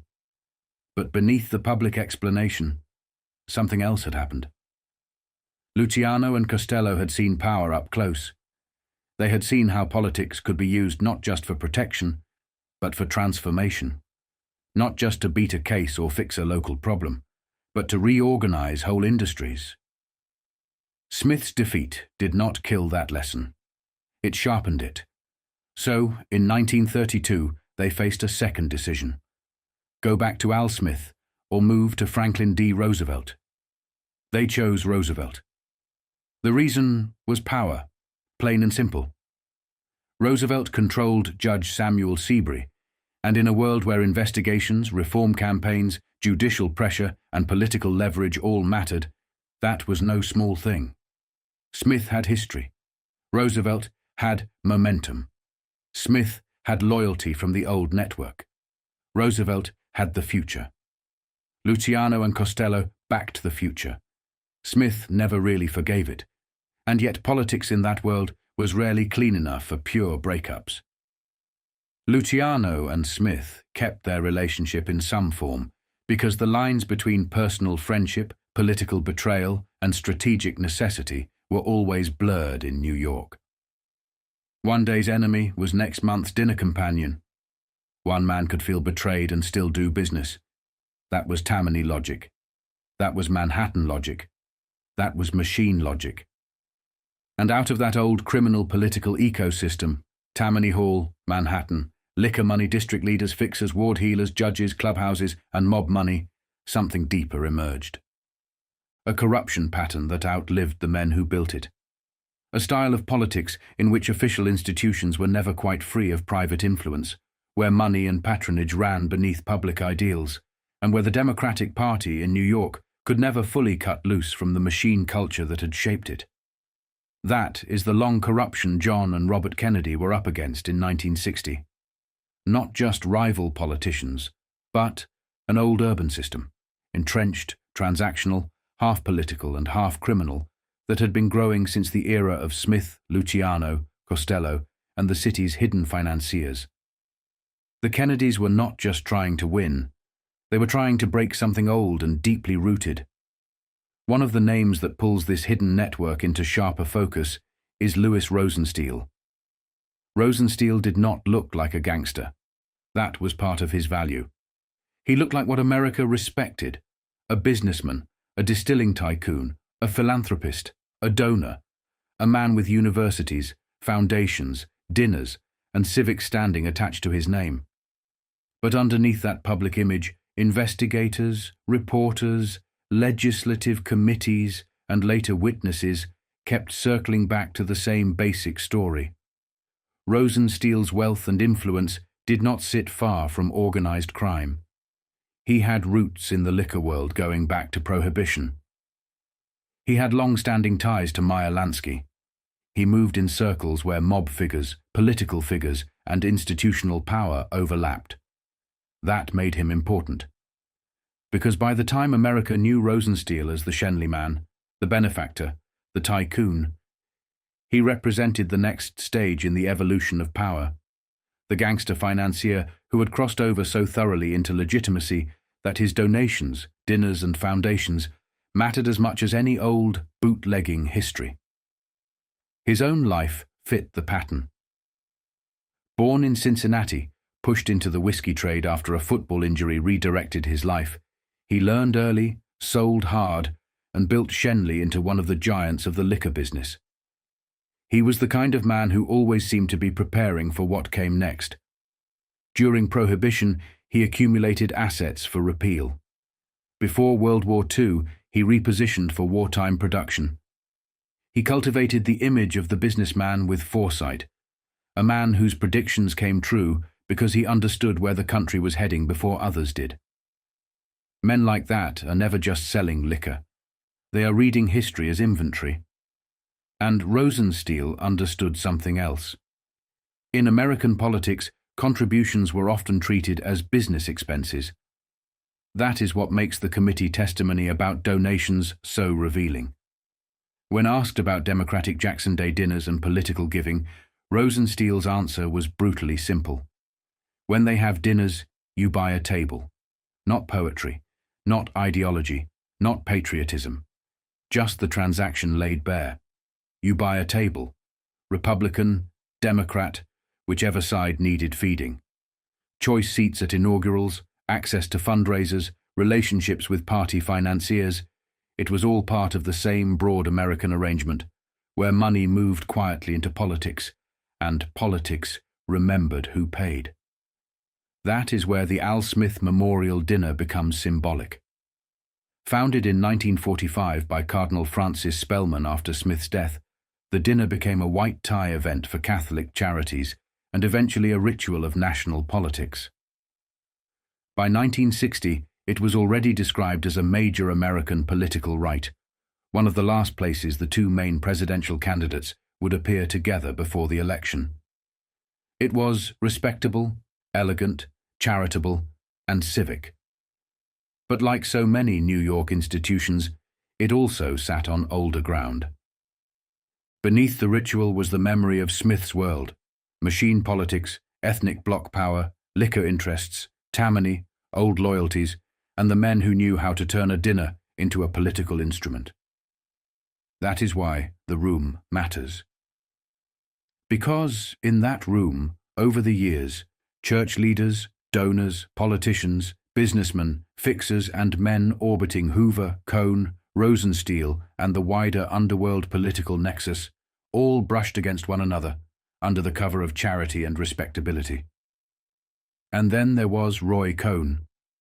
Roy Cohn was one of those American figures who seemed to stand permanently at the border between scandal and power.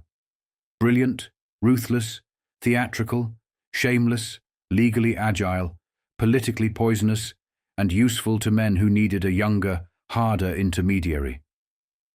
He had the McCarthy pedigree, the anti-communist credentials, the appetite for influence, and the instinct for attaching himself to older power centers. Rosenstiel was one of those centers. Multiple accounts described Rosenstiel as a father figure to Cohn.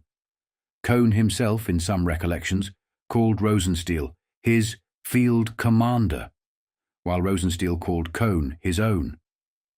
Their relationship was more than social. It was part of an architecture: money, politics, law, anti-communism, donor culture, and access to Hoover's orbit. And Hoover was the key. By the 1960s, Rosenstiel had contributed more than $1 million to establish and fund a foundation honoring J. Edgar Hoover. The foundation's stated mission was patriotic enough: safeguard freedom, combat communism, promote citizenship, perpetuate Hoover's ideals. But the structure around it was revealing. Former FBI officials, Schenley executives, Hoover loyalists, anti-communist activists, and Rosenstiel money all met there. It looked like tribute because in many ways it was tribute. Rosenstiel bought tens of thousands of Hoover's books for distribution. Cohn idolized Hoover. Hoover reportedly showered Cohn with notes, photographs, compliments. Lewis Nichols, Hoover's former number 2 man who later went to Schenley, became central to the Hoover Foundation. The worlds overlapped perfectly: FBI prestige, corporate money, anti-communist theater, political networking, and men whose names kept surfacing whenever organized crime, influence, or compromise entered the discussion. That is where the story turns darker. Susan Rosenstiel, Louis Rosenstiel's 4th wife, made explosive allegations in testimony and later accounts. She claimed Hoover, Cohn, Rosenstiel, and even Cardinal Spellman were involved in homosexual activity and compromising social arrangements. If true, or even partly true, they suggest that organized crime and its associates may have possessed compromising material or compromising knowledge about one of the most powerful law enforcement figures in American history. That would change everything. Anthony Summers later amplified some of these claims in print, drawing on Susan Rosenstiel's recollections and presenting a picture of Hoover as a man potentially open to blackmail, manipulation, or pressure through his relationship with Rosenstiel and Cohn. In Summers' telling, Hoover's strange, inconsistent handling of organized crime, his long denials that the mafia even existed, his periods of action followed by strange hesitation, takes on another possible meaning: not incompetence, not blindness, leverage.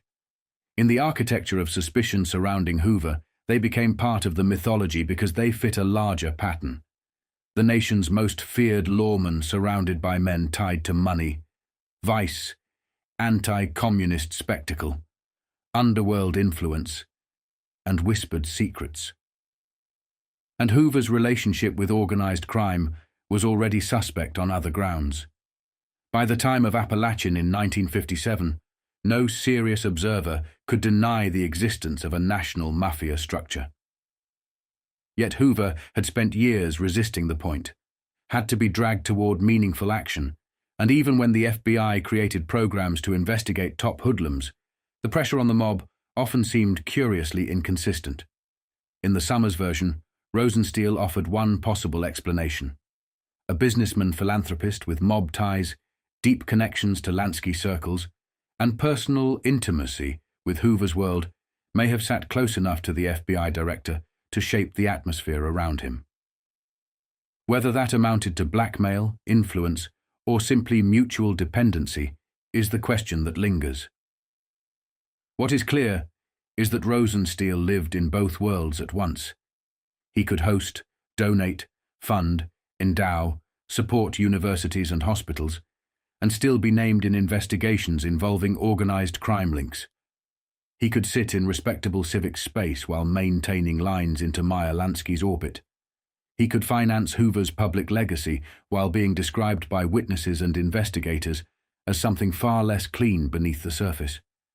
That is what makes him perfect for the mafia and other secret society, from the Freemasons to the Jesuits. Because he embodies the crossing point. Not just gangster money, sanitized gangster money, institutional gangster money. The kind that underwrites politics, foundations, libraries, patriotic causes, and high society. The kind that does not merely corrupt elections from outside, but enters the ballroom, buys the table, funds the ritual, and becomes part of the furniture. And that is the real arc from Al Smith to Hoover. It begins in old New York with machine politics, liquor promises, and underworld men learning they can shape elections. It passes through repeal, Tammany, Roosevelt, and the consolidation of criminal political networks inside Manhattan. It matures in the age of Rosenstiel, where corporate wealth, political donations, anti-communist theater, church prestige, and federal power all start touching the same circle. And by the time the Kennedys arrive in 1961 promising renewal, reform, and a cleaner democratic future, they are not confronting one isolated machine. They are confronting an ecosystem. That ecosystem had long memories. It remembered me of Al Smith. It remembered Prohibition. It remembered Luciano and Costello. It remembered the dinners, the favors, the tables bought, the judges influenced, the liquor fortunes, the foundations, the men who saluted each other across rooms while the country saw only tuxedos and philanthropy. And in America, that is often how corruption survives best. Not in the alley, in the ballroom.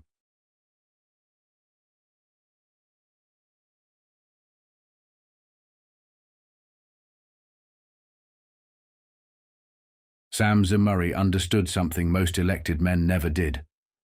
Governments came and went. Presidents rose and fell. Senators made speeches. Governors cut ribbons. But real power sat somewhere else. It sat where money moved. In shipping lines, in plantations, in freight rates, in railroad concessions, in labor, in ports, in the price of a crop, in the kind of capital that could make a government or break one without ever having to stand for election. That was the world Zemurray built. He came out of Bessarabia, a Jewish immigrant boy who arrived in America with nothing, and learned quickly that this country rewarded hunger, nerve, and the ability to move faster than the next man. He started with fruit, a pushcart, then bulk shipments, then scale, then power. By the time respectable America was still trying to figure out what a banana empire even looked like, Sam Zemurray was already thinking in terms of territory, shipping, labor, and governments. Not local business. Empire. And the banana business was never really about bananas. It was about land across the Caribbean and Central America. Railroads, ports, steamships, warehouses, company towns, company stores, hospitals, power plants, water systems, telegraphs, radio, influence. United Fruit and the men circling around it controlled immense acreage across Jamaica, Cuba, Guatemala, Honduras, Nicaragua, Costa Rica, El Salvador, Panama, and Colombia. They did not simply sell fruit. They built a private economic geography stretching across the basin. That is what made the Caribbean so important. Long before the United States formally acted like a post-war global empire, it had already learned to project power through corporations, front companies, commercial flags, private fleets, friendly dictators, economic leverage backed by Washington when needed and quietly tolerated when not. The Caribbean was not some side theater. It was the American reservoir: wealth, food, minerals, roots, labor, strategic depth. Men in boardrooms understood that if the United States ever had to pull back from the wider world, if Europe tore itself apart, if great wars drained old empires dry, the American mainland tied to the Caribbean could still sustain enormous power on its own. Self-sufficiency was always part of the dream. Zemurray was one of the men who understood that before most politicians could even articulate it. The old story of the banana trade began with captains and chance cargo, with Lorenzo Dow Baker carrying bunches north and discovering the markups were extraordinary. Then came Minor Keith, laying railroad through Costa Rica and planting bananas along the tracks to finance the rails. Out of that merger, transport, land, fruit, steam, capital, came United Fruit. By the turn of the century, it was already more than a company. It was a system. Then Zemurray came for it. Before he took over United Fruit, he made himself rich the hard way. He learned Spanish, learned the ports, learned the politicians, learned that in places like Honduras, power was negotiable if you had enough cash and enough nerve. In 1910, he backed Manuel Bonilla's return in Honduras and was rewarded with land concessions. That became Cuyamel. From there, he built his own fruit power, leaner and more aggressive than the larger company he was fighting. He made trouble for United Fruit because he understood something they had forgotten. Empires soften when managers replace operators. By 1930, they bought him out for stock. The condition was simple. He could not compete. That should have ended the story. It didn't. The Depression hammered United Fruit. Its stock collapsed. Zemurray watched his own fortune shrivel on paper and decided he had seen enough. In 1932, he marched into the boardroom with proxies and stock certificates and effectively took the company for himself. He demanded control, got it, then moved with the speed of a man who still thought like a fighter instead of a director. He cut valuations, fired dead weight, toured the empire himself, and told managers to use judgment and produce.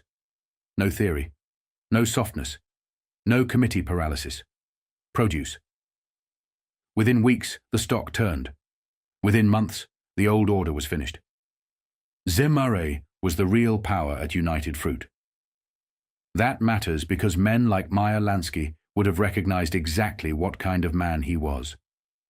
Another immigrant from the Russian Empire. Another man who came up hard. Another man who understood systems rather than sentiment. When Lansky and others in that rising Jewish syndicate looked south, they were not just seeing gambling territory. They were seeing the same basin of power Zemurray already dominated through commerce. Docks mattered there. Shipping routes mattered. Customs mattered. Labor mattered. Port control mattered. And in Louisiana, New Orleans sat at the hinge of all of it.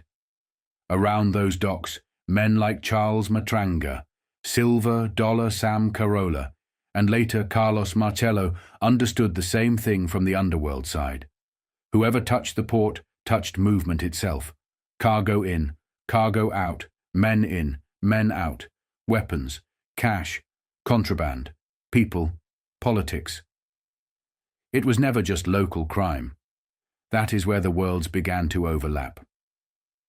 Before Allen Dulles and John Foster Dulles became symbols of American state power, intelligence strategy, and Cold War policy, men in their class had already learned how private corporate power could dominate whole regions. United Fruit was one of the clearest examples. Corporate America was not waiting for the CIA to invent intervention. It was already practicing it through concessions, pressure, access, and influence. In that sense, the corporate basin and the intelligence basin were never as far apart as the public liked to imagine. By the time America emerged from the Second World War with nuclear weapons, the old language of sovereignty had changed. Crowns were no longer the measure. Divine right meant nothing against industrial firepower. Harry Truman did not rule like a king in the old sense. But when Hiroshima and Nagasaki disappeared under atomic force, the world saw a modern throne for what it was. Not robes, not sacred oil, not coronation. Capacity. The ability to erase a city at command. That was the new sovereignty. Men of finance and men of strategy both understood what had happened. The old European empires had been exhausted by war, debt, fascism, and collapse. America had the bomb, the dollar, the Caribbean basin, the continental shield, and corporate reach extending through shipping, commodities, and covert partnerships. The structure was changing. For some, it meant the American century. For others, it meant a new chance to build private networks beneath public power. That is where the Jewish syndicate enters the picture in a more serious way. By the time Robert Kennedy was coming of age politically, the Jewish gangsters were not simply neighborhood racketeers or gambling figures. The earlier generation, Rothstein first, then Lansky, Zwilman, Dalitz, Sedway, Kastel, Guzik, Weiss, in adjacent systems Lepke and Gura in labor terror, had already helped build a national underworld architecture. Each man represented a layer. Rothstein taught them how finance could dominate crime. Lansky learned systems, gambling, insulation, and transnational movement. Zwilman showed how criminal capital could pass into respectable business and politics. Dalitz proved the underworld could build cities and sit next to governors. Sedway showed how it could inherit and stabilize a dream after the dreamer was buried. Kastel helped move Northern Syndicate methods into Louisiana. Together they formed not a random gallery of gangsters, but a structure. That structure had uses beyond gambling. After the Holocaust and after Israel's creation, some of those same networks, labor, trucking, ports, gambling money, political friendships, ethnic solidarity, organized influence, could be bent toward a new purpose. The embargo on weapons to Israel created a black market problem. Black market problems tend to attract men who already know how to move restricted goods. Jimmy Hoffa's son would later describe it plainly. Jewish labor figures, Teamster channels, people like Hank Greenspun and others, all moving material, vehicles, and influence to get arms and supplies where they were forbidden to go. Detroit mattered. The ports mattered. The New York families mattered. Lansky's world mattered. Men did not need to speak publicly about every crate to understand what was happening.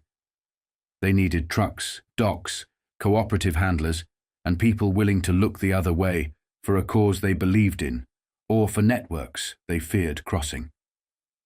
That is how systems built for crime become systems useful to state building. And by the late 1950s, Robert Kennedy was beginning to understand that what he was facing was not merely crime in the old-fashioned sense. It was not just bookmakers, hijackers, or union goons. It was a state within the state, a shadow structure built over decades through labor, ports, shipping, gambling, political corruption, corporate access, and international finance. That realization did not come out of nowhere. The blueprint had been there since Roosevelt. Joseph Kennedy had learned early that vulnerable men could be cornered and negotiated with if you understood their weakness well enough. Franklin Roosevelt understood power in systems. Robert Kennedy inherited that instinct, but by the 1950s and early 1960s, the machine had grown far beyond what earlier reformers had faced. Estes Kefauver had already dragged much of it into the light. Beginning in 1951, he exposed open gambling, syndicate corruption, and the rot tying together organized crime, politics, and law enforcement. Biloxi was one of the clearest examples. Supper clubs, slot machines, roulette, race wires, local officials collecting fines on illegal gambling as if vice were just another municipal revenue stream. Sheriffs, mayors, police chiefs, prosecutors, all testifying under pressure while the national audience watched. The point was not only that gambling was open, it was that government had learned to live off it. That never left Robert Kennedy. By 1957, when he started turning serious attention toward union corruption and the Teamsters, the evidence was no longer scattered. Frank Costello's shooting, Anastasia's murder, the scramble after Las Vegas skimming records. The underworld was not merely violent, it was administrative. It had books, fronts, tax strategies, labor muscle, transportation routes, political protectors. McCarthy's circus and Roy Cohn's pressure campaigns had distracted the country, but the structure remained. Kefauver had shown it. Too many people had simply chosen not to act. Robert Kennedy did act. That is what made him dangerous.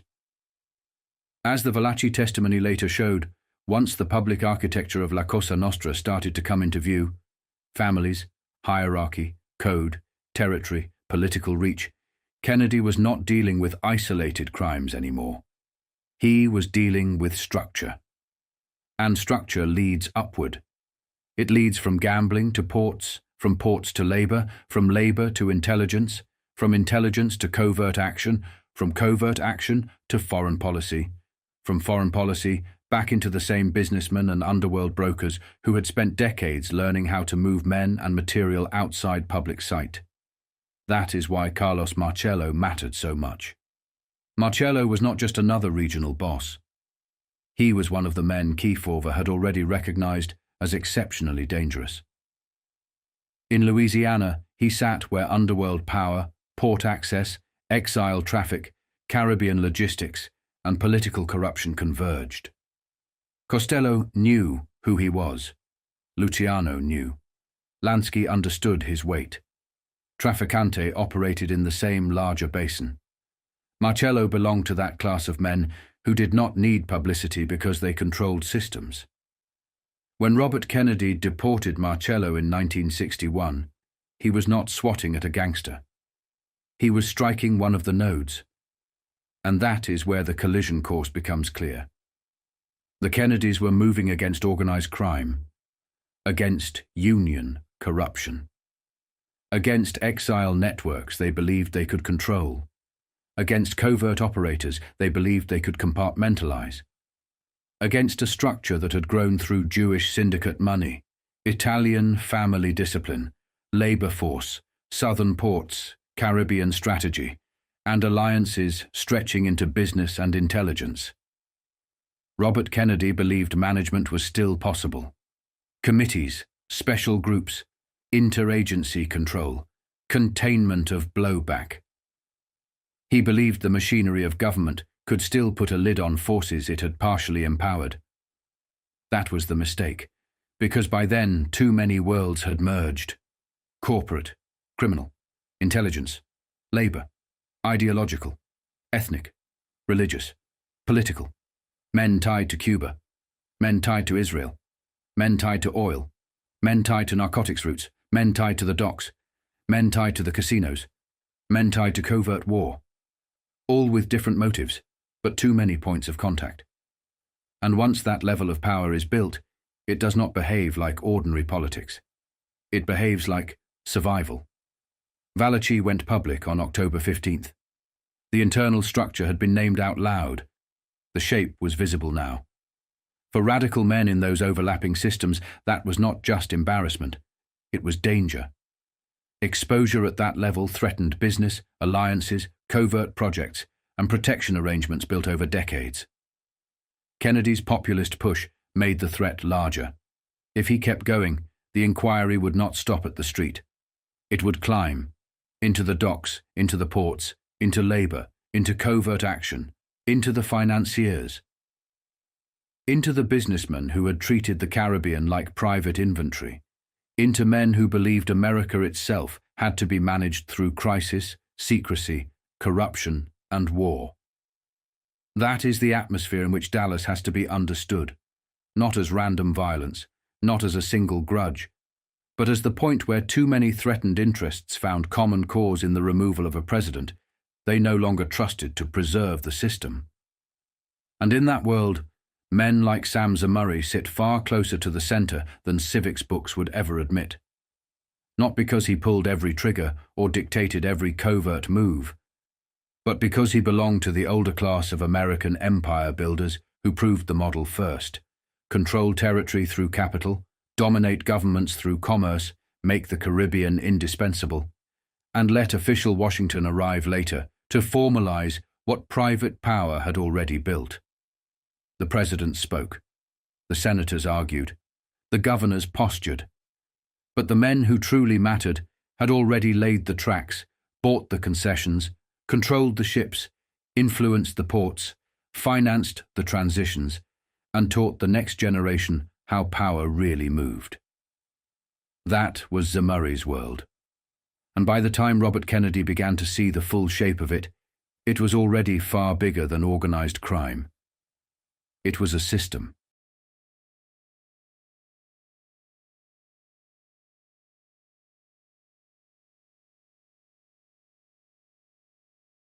Marcello was never just another hood in a police file. By the time Robert Kennedy went after him, he had already outgrown the old gangster model. He was not Capone. Capone was noise. Marcello was structure. Capone ruled headlines. Marcello ruled connections. He sat farther back, closer to the docks, closer to the wire rooms, closer to the money, closer to the movement of goods, men, favors, and secrets. He belonged to that newer class of underworld power that did not need the spotlight because it had already learned how to operate through businesses, through family, through fronts, through political channels, and through men in office who were useful, compromised, frightened, or bought. That was the real danger. Not the visible gangster, the hidden broker. When the Senate started pulling at the threads in 1961, what came into view was not a local racket. It was an empire. Nola News alone, according to testimony, had grossed nearly $2 million over 7 years. In 2026, that is more than $21 million. Its 1960 telephone bill alone runs to well over $300,000 in 2026 dollars.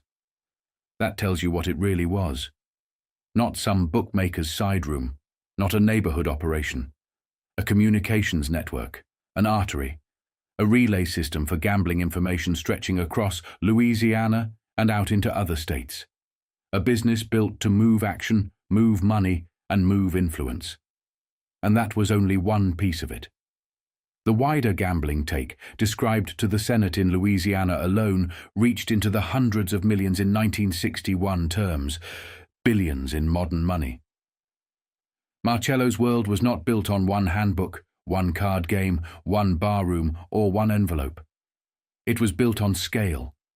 Wire services, gambling houses, motels, bars, restaurants, strip clubs, coin machine companies, transportation, seafood businesses, real estate, subdivisions, fronts that looked legitimate from the curb and served another purpose behind the wall. His name often stayed off the paper. That was the point. Other men held the title, other men signed the forms, other men stood in the window. The authority still ran upward. Aaron Cohn said it plainly. Marcello was the man with final say. That is what made him different. And that is what made him dangerous. Robert Kennedy was not moving toward just another racketeering case.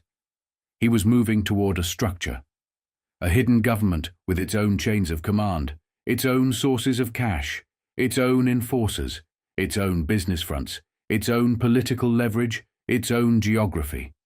A state inside the state. That was the real revelation beginning to come into view once Valachi started talking. Not a loose collection of criminals, an organized architecture, families, rackets, ports, labor, money, influence, protected businesses, political insulation, a whole operating system running beneath the official one.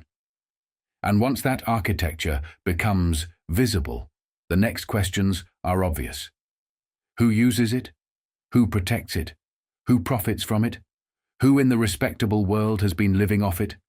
Who in politics, business, law enforcement, and intelligence has found it useful to leave it alone, or more than leave it alone? That was the road Kennedy had started down. That was the real collision course. The old machine had survived prosecutors before. It had survived reformers before. It had survived headlines, hearings, deportation fights, and gang wars.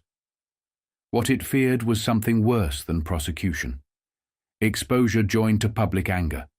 Exposure joined to a press still strong enough to keep naming names. Exposure joined to a political class not yet fully purchased. That combination was lethal, because once the public sees the structure clearly enough, silence gets harder to enforce.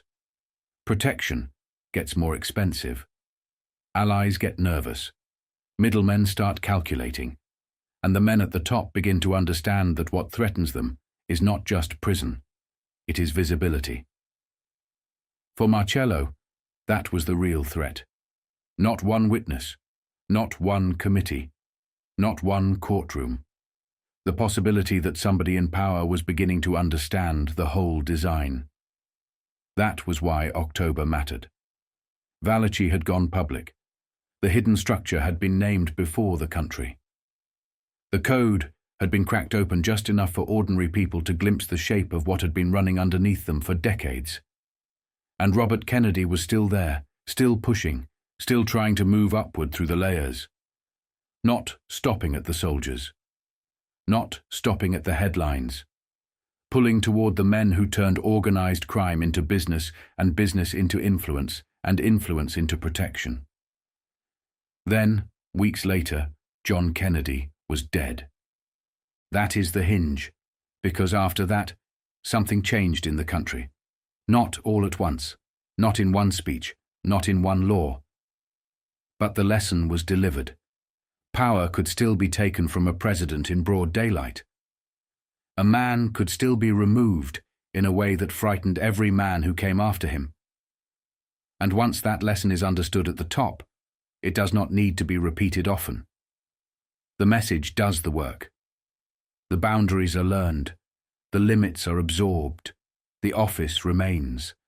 Something inside the office changes. And underneath it all, the older machinery keeps moving. The neighborhood still existed for a while. The civic backbone still existed. The newspapers still had enough force left to damage people. The country could still, now and then, bring a Nixon down. But the direction had been set. The thing that could truly destroy hidden corruption was not simply law enforcement. It was exposure, investigation, publicity, committees that kept digging, reporters who would not let go, institutions still capable of dragging private power into daylight. Over time, those things had to be weakened, bought, consolidated, managed, flooded, or turned into noise. That is what happened. Ownership concentrated, narratives tightened, scandal became entertainment, outrage became product, distraction became permanent. The public was flooded with so much corruption, so many revelations, so much spectacle, so much filth, that corruption itself began to lose shape. It did not vanish. It multiplied. The trick was no longer to hide it. The trick was to bury it under volume. Make everything look dirty. Make every scandal blend into the next one. Make consequences rare enough that people stop expecting them. Once that happens, the structure no longer needs secrecy in the old sense. It only needs exhaustion. That is the new version of the old racket. And the result is always the same. People lose faith. They stop believing anything can be cleaned up. They stop believing any institution is untouched. They stop believing any outsider can fix it, or any insider can survive trying. Every revelation fades. Every outrage burns out. Every exposure arrives without a reckoning. And in that atmosphere, a nation does something fatal. Instead of turning upward, against the structure, it turns sideways against itself. Neighbor against neighbor, group against group, community against community. Exactly when unity is most dangerous to the men at the top, division becomes the one product always in stock.